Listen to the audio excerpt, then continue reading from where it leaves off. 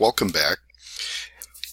In part one of this ImageTrace series, I showed you why we would possibly prefer to use ImageTrace rather than an effect in Photoshop, because here we have scalable art.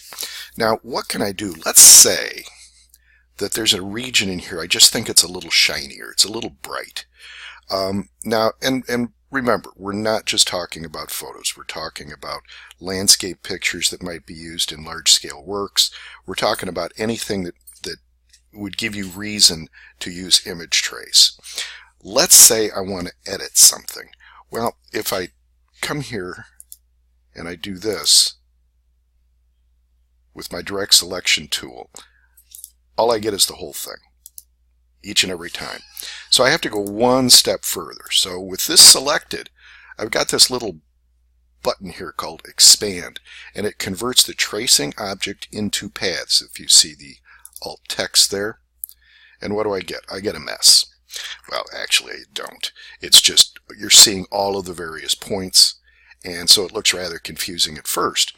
But remember, we can zoom in, so I'm going to go over here and deselect the entire thing. Now if I come back, watch what happens. These are all the various paths. I can select them individually. So let's scroll in a little bit. Why would I want to do that? Well, a couple of reasons. The first one is that when I come in, come on, there we are. Let's say I don't like that being a different color. It looks like, for whatever reason, say it looks like a blemish on the face. Remember, Illustrator is making a lot of choices when it does this type of artwork.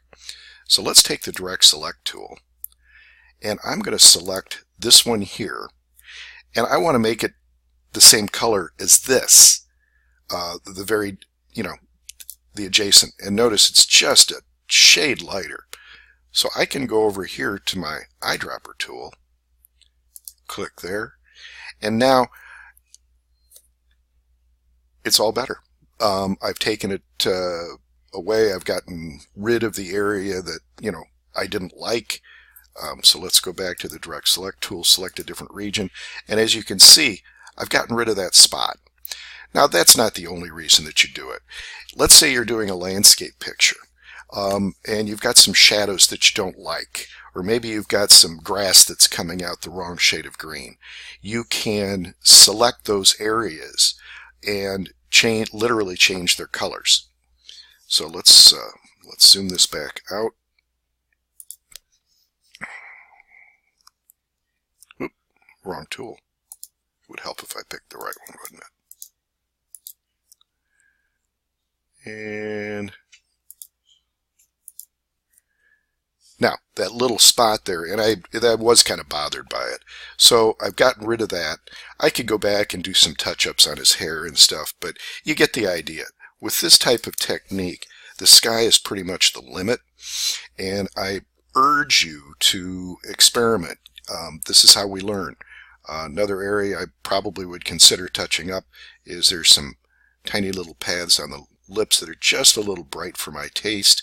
We could work on that. The rest of it's not too bad, but all in all, it turned out rather well. So fortunately, this video is rather short. Have fun with it. This is a neat tool. It will be on the ACA exam, and you are required to understand the process.